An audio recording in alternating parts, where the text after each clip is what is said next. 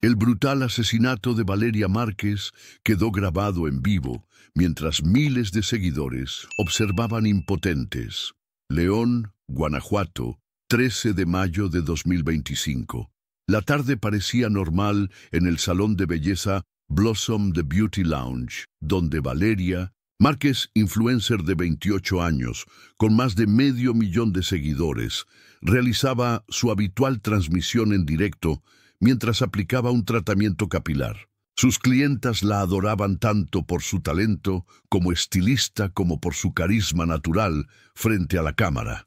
Entre risas y consejos de belleza, Valeria no notó cuando un hombre de complexión mediana entró al establecimiento. ¿Tú eres Valeria?, preguntó secamente.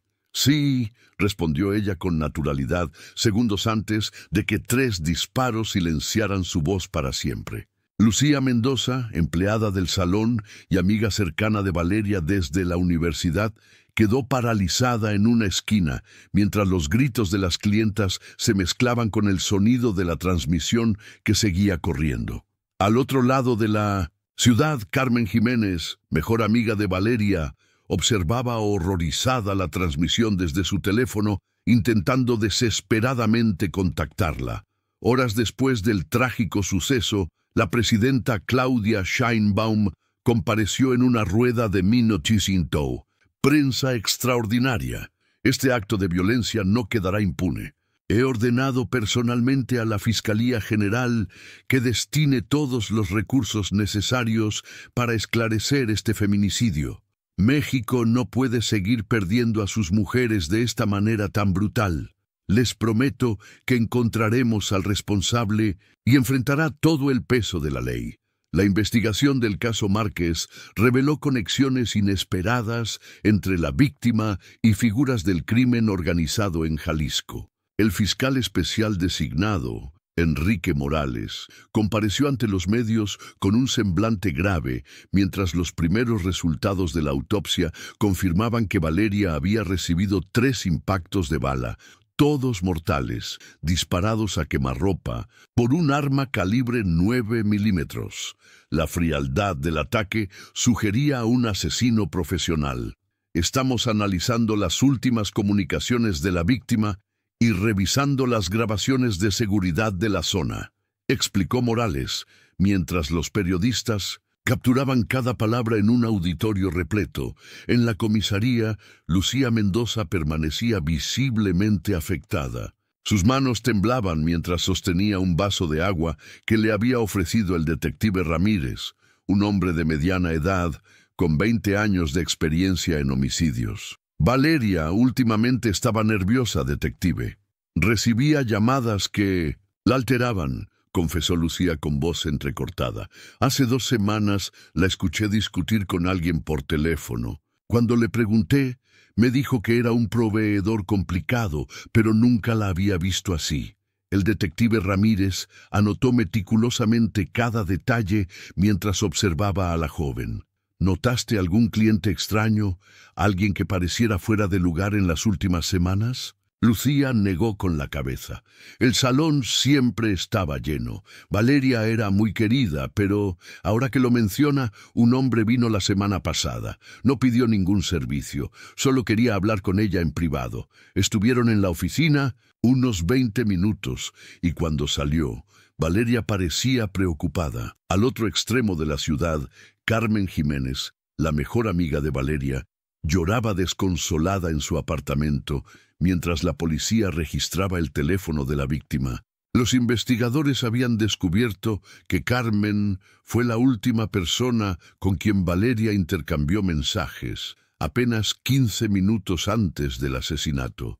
Nunca imaginé que alguien pudiera hacerle daño, sollozó Carmen mientras mostraba al detective González las últimas conversaciones con su amiga. Ella estaba expandiendo su negocio, acababa de firmar un contrato con una marca internacional de productos capilares. Estaba en su mejor momento. El detective González, una mujer perspicaz especializada en delitos violentos, notó algo peculiar en los mensajes. ¿Quién es el lobo?, preguntó señalando una conversación donde Valeria mencionaba ese nombre. Carmen palideció. No debería hablar de esto, pero creo que era un cliente con conexiones peligrosas. Valeria me confesó hace un mes que había estado saliendo con un hombre que tenía vínculos con el cartel Jalisco Nueva Generación. Terminó la relación cuando descubrió a qué se dedicaba realmente. Mientras tanto, en el laboratorio forense, los técnicos recuperaban datos del teléfono de Valeria y analizaban las grabaciones de seguridad. Un video captado por una cámara externa mostraba al asesino llegando en una motocicleta negra sin placas, con casco que ocultaba su rostro. La frialdad y precisión del ataque revelaban un trabajo profesional. La noticia del posible vínculo con el narcotráfico llegó rápidamente al despacho presidencial. Claudia Sheinbaum convocó una reunión de emergencia con su gabinete de seguridad. Este caso ha dejado de ser un simple homicidio, declaró con firmeza. Si confirmamos la conexión con el ZNG, necesitaremos coordinar esfuerzos con la Guardia Nacional y la DEA. No permitiré que el narco siga cobrando vidas de mujeres inocentes en nuestro país. En una casa de seguridad a las afueras de Guadalajara, Roberto Méndez, conocido en el submundo criminal como El Lobo, observaba las noticias. Con expresión impasible, su teléfono sonó. «Está hecho, jefe», dijo una voz al otro lado. «Pero hay complicaciones». La mujer tenía información que podría comprometernos y no sabemos si la compartió con alguien más. El Lobo apagó el televisor. «Encuéntrenlos a todos. Cualquiera cercano a ella es un cabo suelto». De vuelta en Ciudad de México, la presidenta Sheinbaum firmaba una orden ejecutiva para crear un grupo especial de investigación. Este caso representa todo lo que debemos combatir: violencia de género, crimen organizado e impunidad, declaró ante las cámaras. He designado a nuestros mejores elementos y he solicitado a la Fiscalía General que mantenga informada a la ciudadanía de cada avance. No descansaremos hasta encontrar a los responsables, sin importar quiénes sean o qué poder crean tener. Mientras caía la noche en León, cientos de personas se congregaban espontáneamente frente al salón de belleza de Valeria, con velas encendidas y carteles exigiendo justicia. La multitud crecía minuto a minuto. Entre ellos, escondida bajo una gorra y lentes oscuros, Lucía observaba con temor, sabiendo que guardaba un secreto que podría cambiar el curso de la investigación. La verdadera relación entre Valeria y el Lobo era mucho más compleja de lo que todos creían, y ella era la única que conocía toda la historia. Un dispositivo USB oculto en el salón de belleza reveló la verdadera identidad del asesino de Valeria y su conexión con funcionarios corruptos. La tensión era palpable en la sala de crisis de la Fiscalía Especializada, donde el equipo de investigación revisaba minuciosamente cada fragmento de evidencia. El fiscal Morales, con ojeras pronunciadas tras 72 horas sin apenas descanso, estudiaba las fotografías del lugar del crimen cuando recibió una llamada que cambiaría el rumbo de la investigación. «Señor, encontramos algo», informó el técnico forense Martínez. «Estábamos revisando por tercera vez el salón de belleza y descubrimos un compartimento oculto bajo el mostrador principal. Había una memoria USB y un cuaderno con anotaciones cifradas. La detective González, quien había establecido una estrecha relación con Carmen en los últimos días, se dirigió inmediatamente al laboratorio digital, donde los especialistas intentaban acceder a los archivos protegidos del dispositivo. Valeria era más astuta de lo que pensábamos», comentó el técnico mientras trabajaba. «Utilizó un sistema de encriptación avanzado. Alguien le enseñó a protegerse. Tras horas de intentos, finalmente lograron acceder al contenido. Fotografías, videos, conversaciones grabadas y documentos que evidenciaban transferencias millonarias entre el Lobo y varios funcionarios públicos de alto nivel, incluido Diego Velázquez, secretario de Seguridad Pública de Jalisco. «Dios mío», murmuró González mientras revisaba los archivos. Valeria no era solo una influencer, estaba documentando una red de corrupción que conecta al CJNG con el gobierno estatal. Mientras tanto, Lucía Mendoza permanecía escondida en un modesto hotel en las afueras de León. Desde la muerte de 1906, Valeria había recibido 3 llamadas amenazantes. Sabía demasiado. Con manos temblorosas, marcó el número del detective Ramírez. «Necesito protección», suplicó con voz quebrada. Valeria no solo salió con el lobo, trabajó para él. Pero no como cómplice, sino como informante. Ella grababa todo.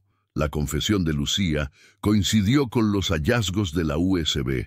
Valeria había mantenido una relación estratégica con Roberto Méndez para recopilar pruebas sobre la red de corrupción que permitía al cartel operar con impunidad en Jalisco. Su salón de belleza, frecuentado por esposas y familiares de narcos y políticos, se había convertido en un centro de inteligencia involuntario. En Ciudad de México, la presidenta Sheinbaum recibía el informe preliminar con expresión grave. «¿Estamos seguros de la autenticidad de estos documentos?», preguntó mientras revisaba los nombres implicados, varios de ellos figuras prominentes de la política nacional. «Completamente, señora presidenta», confirmó el director de la Agencia de Investigación Criminal. Valeria Márquez llevaba más de un año documentando meticulosamente estas conexiones. Creemos que estaba por entregar la información a un periodista de investigación cuando fue asesinada. Sheinbaum golpeó el escritorio con determinación. «Quiero órdenes de aprehensión para todos los implicados, sin importar su cargo o influencia, y necesitamos protección inmediata para los testigos». En Guadalajara, el operativo se preparaba en absoluto secreto. Agentes de élite de la Guardia Nacional se posicionaban estratégicamente alrededor de la residencia de El Lobo, mientras otro equipo se dirigía a la oficina del secretario Velázquez. Lo que nadie esperaba era que Carmen Jiménez también estuviera implicada. La detective González había notado inconsistencias en su testimonio y ordenó vigilancia discreta.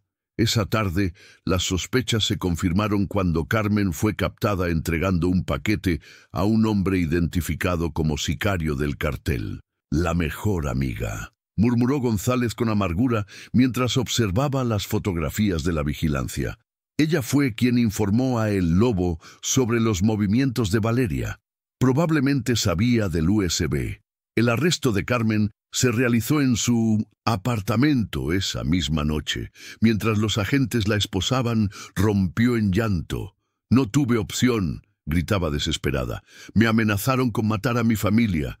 Solo les dije cuándo estaría sola en el salón. No sabía que la matarían». En el interrogatorio posterior, Carmen reveló detalles cruciales. El asesino no era un sicario cualquiera, sino Javier Durán, teniente de la Policía Estatal y mano derecha del secretario Velázquez. La conexión estaba completa. Esa madrugada, en una operación sincronizada, las autoridades federales detuvieron a Roberto El Lobo Méndez, al secretario Velázquez y a otros 9 funcionarios implicados. Sin embargo, Durán había escapado, probablemente alertado por algún cómplice dentro de la corporación. La noticia de los arrestos sacudió a la nación. En una conferencia de prensa transmitida a todo el país, la presidenta Sheinbaum compareció con expresión solemne pero firme. «Hoy México ha dado un paso decisivo contra la corrupción y la impunidad. Los avances en el caso de Valeria Márquez han destapado una red criminal que se extendía desde el narcotráfico hasta las más altas esferas del gobierno estatal de Jalisco. Cada detenido enfrentará la justicia. Y continuamos la búsqueda del autor material del asesinato, Javier Durán». La presidenta hizo una pausa, visiblemente conmovida.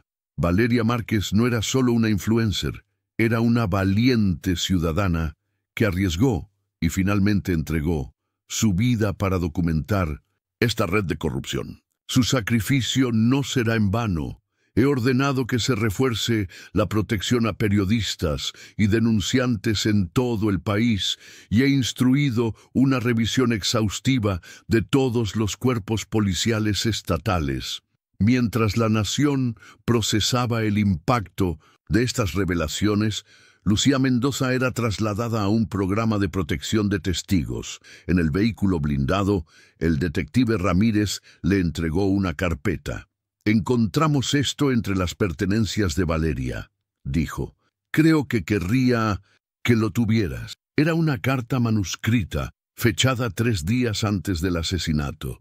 «Querida Lucía, si estás leyendo esto, algo salió mal. Todo lo que he recopilado está respaldado en 3 lugares distintos. Confía solo en González y Ramírez. Perdóname por involucrarte en esto, pero alguien tenía que exponer la verdad. Cuídate, hermana. Con amor, Val». Lucía apretó la carta contra su pecho mientras las lágrimas corrían por sus mejillas. A kilómetros de distancia, en un lugar no revelado, Javier Durán cambiaba su apariencia y preparaba su huida hacia Guatemala, sin saber que su rostro ya circulaba en todas las terminales fronterizas y que un equipo especial seguía su rastro muy de cerca. La cacería del asesino de Valeria Márquez apenas comenzaba. El asesino de Valeria Márquez fue capturado en un violento operativo fronterizo tras un rastro de evidencias digitales que lo conectaban directamente con la escena del crimen. La ciudad de Tapachula, en la frontera sur de México, se convirtió en el escenario de una persecución frenética cuando agentes federales recibieron la alerta de que Javier Durán había sido identificado intentando cruzar hacia Guatemala con documentación falsa.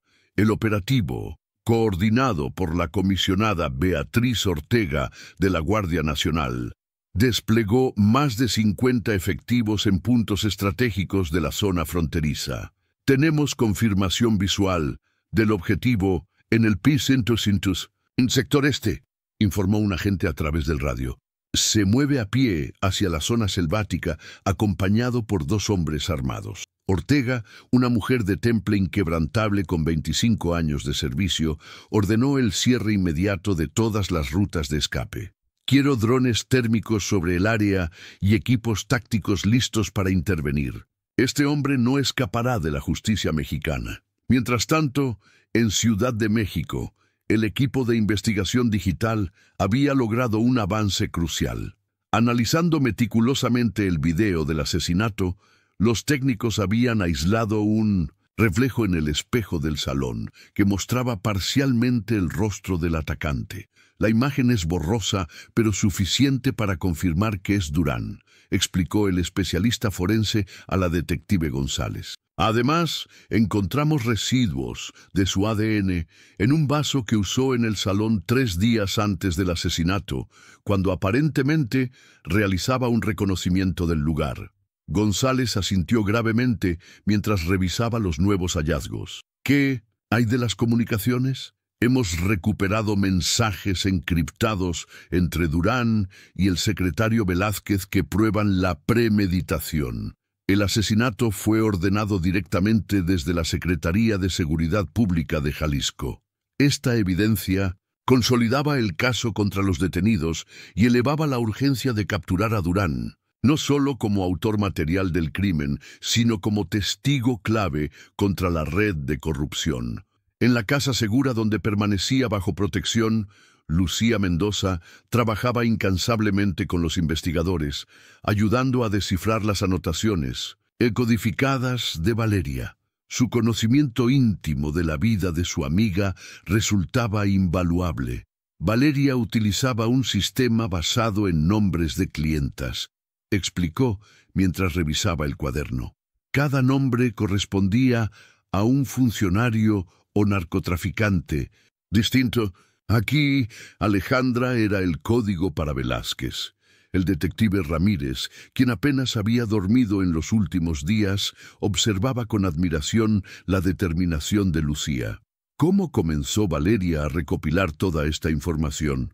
Lucía suspiró profundamente. Todo cambió hace 1 año y medio. La hermana menor de Valeria, Sofía, desapareció después de una fiesta en Zapopan.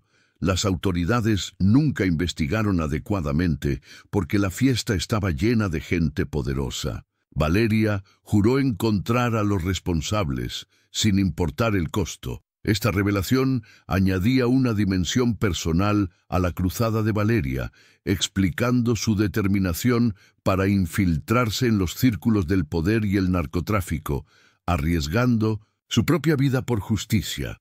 En Tapachula, la operación entraba en su fase crítica. Los drones habían localizado a Durán y sus acompañantes en una zona densamente boscosa a 3 kilómetros de la frontera. La comisionada Ortega, comunicándose directamente con la presidenta Sheinbaum, recibió autorización para proceder con la captura. «Tenemos luz verde», anunció a su equipo. «Prioridad absoluta, capturar a Durán con vida. Es fundamental para desmantelar completamente esta red». El enfrentamiento fue breve, pero intenso. Los acompañantes de Durán, sicarios experimentados del cartel, abrieron fuego contra los agentes federales. En el intercambio, ambos resultaron abatidos mientras Durán intentaba escapar aprovechando la confusión. «Se dirige al río», alertó un francotirador posicionado en altura. «Está armado y parece herido en el hombro izquierdo». Acorralado entre el río Suchiate y las fuerzas federales, Durán finalmente se rindió cuando comprendió que no tenía escapatoria. Con el rostro desencajado por el miedo y el agotamiento, el antiguo teniente de policía convertido en asesino a sueldo fue esposado y trasladado inmediatamente a un helicóptero con destino a la Ciudad de México. La noticia de su captura llegó rápidamente al despacho presidencial. Claudia Sheinbaum, quien había seguido personalmente cada desarrollo del caso, organizó de inmediato una conferencia de prensa. «Mexicanas y mexicanos, hoy la justicia ha dado un paso decisivo. Javier Durán, presunto asesino de Valeria Márquez, ha sido capturado en la frontera sur mientras intentaba huir del país. Este arresto no es solo el resultado del trabajo incansable de nuestras fuerzas de seguridad, sino también del legado que la propia Valeria nos dejó con su valentía y determinación para exponer la corrupción».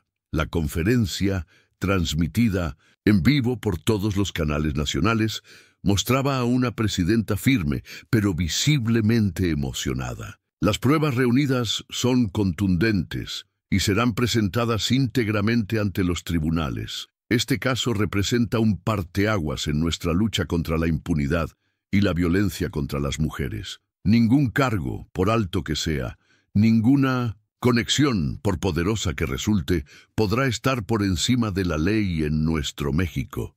Durante su traslado a las instalaciones de la Fiscalía General, Durán permaneció en silencio, pero su expresión delataba el peso de saberse acorralado. Los investigadores habían preparado meticulosamente el interrogatorio, conscientes de que su testimonio podría implicar a figuras aún más poderosas. Esa misma noche, miles de personas se congregaron espontáneamente en el Zócalo capitalino y en plazas públicas de todo el país. Con velas, fotografías de Valeria y carteles que exigían justicia, la ciudadanía celebraba este avance, pero recordaba que el camino hacia una justicia completa apenas comenzaba. En León, frente al ahora cerrado salón de belleza convertido en memorial improvisado, la madre de Valeria, Dolores Márquez, encendía una vela mientras las cámaras captaban su rostro marcado por el dolor,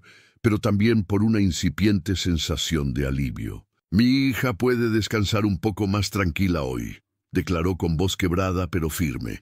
Pero su lucha continúa. Ella no solo buscaba justicia para sí misma, sino para su hermana Sofía y para todas las mujeres que han sido silenciadas en este país. En la sala de interrogatorios, Durán finalmente comenzó a hablar. Sus primeras palabras, registradas meticulosamente, abrieron una caja de Pandora que nadie, ni siquiera los investigadores más experimentados, había anticipado. Completamente. No solo fue Velázquez quien dio la orden. Hay alguien más, alguien mucho más poderoso detrás de todo esto. La detective González y el fiscal Morales intercambiaron miradas de asombro mientras Durán pronunciaba un nombre que cambiaría el rumbo de la investigación y sacudiría los cimientos mismos del poder en México. La revelación final del caso Márquez expuso una red de trata de personas que involucraba a la élite política y empresarial del país, provocando una transformación histórica en el sistema de justicia mexicano. El nombre que Durán había pronunciado en la sala de interrogatorios resonaba ahora en cada rincón de la República. Ernesto Vidal, senador por Jalisco y precandidato presidencial, señalado como el máximo orquestador de la red criminal que había ordenado el asesinato de Valeria Márquez. La mañana del 15 de junio, mientras el país despertaba con la noticia, agentes federales rodeaban discretamente la residencia del senador en Lomas de Chapultepec. La operación, dirigida personalmente por la comisionada Ortega, se ejecutó con precisión quirúrgica para evitar filtraciones que pudieran alertar al político. Senador Vidal, tenemos una orden de aprehensión en su contra por los delitos de delincuencia organizada, trata de personas y homicidio calificado, anunció Ortega mientras los agentes aseguraban la lujosa propiedad. Vidal, un hombre de 58 años, con una carrera política intachable en apariencia, mantuvo una calma inquietante mientras era esposado frente a su familia. Esto es una persecución política, declaró a las cámaras que ya se agolpaban en el exterior. La presidenta Sheinbaum busca eliminar a sus rivales antes de las próximas elecciones. Simultáneamente, operativos en 7 estados desmantelaban una elaborada red de trata de personas que operaba bajo la fachada de agencias de modelaje y spas exclusivos. Las víctimas, en su mayoría mujeres jóvenes como Sofía Márquez, eran captadas para supuestos trabajos de élite y luego desaparecidas para satisfacer los deseos de poderosos empresarios y políticos. En la Fiscalía General, el testimonio completo de Durán había permitido reconstruir el mosaico completo. Valeria había descubierto que su hermana Sofía fue una de las víctimas de esta red tras asistir a una fiesta en la mansión de Vidal. Cuando comenzó a investigar, se encontró con un muro de silencio protegido por autoridades corruptas. Su estrategia de infiltrarse en los círculos del poder a través de su salón de belleza y su relación con el lobo había sido su forma de recopilar pruebas que nadie podía ignorar. Valeria sabía que corría peligro, explicó Lucía Mendoza, ante el juez que presidía la audiencia preliminar, pero siempre decía que si algo le pasaba, su muerte haría más ruido que su vida. Y tenía razón. Las pruebas eran abrumadoras, transferencias millonarias, testimonios de sobrevivientes, videos, grabaciones de llamadas, y lo más devastador, un registro detallado de más de 200 mujeres desaparecidas en los últimos 5 años, todas vinculadas a la red de Vidal. 6 días después de la detención del senador, en una ceremonia solemne en Palacio Nacional, la presidenta Sheinbaum firmaba un decreto histórico para la creación de la Comisión Nacional contra la Trata y Desaparición de Mujeres, que llevaría el nombre de Valeria y Sofía Márquez. Este caso ha removido la conciencia nacional y expuesto las entrañas de un sistema que permitió que los poderosos actuaran con impunidad, declaró la mandataria con voz firme. Hoy México dice basta. Las estructuras que permitieron estos crímenes serán desmanteladas desde su raíz. Entre los asistentes a la ceremonia, Dolores Márquez, madre de Valeria y Sofía, permanecía en primera fila con dignidad inquebrantable. A su lado, Lucía sostenía un retrato de las 2 hermanas. La valentía de Valeria no solo expuso a sus asesinos, continuó Sheinbaum, destapó un sistema entero de complicidades que permitió que cientos de mujeres fueran tratadas como mercancía. Su sacrificio nos obliga a transformar de fondo nuestras instituciones. El decreto contemplaba una reestructuración completa de las fiscalías estatales, protocolos específicos para la búsqueda de mujeres desaparecidas y, crucialmente, la creación de una unidad especializada para investigar a funcionarios sospechosos de vínculos con el crimen organizado. Esa misma tarde, excavadoras y equipos forenses trabajaban en una finca a las afueras de Guadalajara, identificada en los documentos de Valeria. Lo que encontraron conmocionó al país.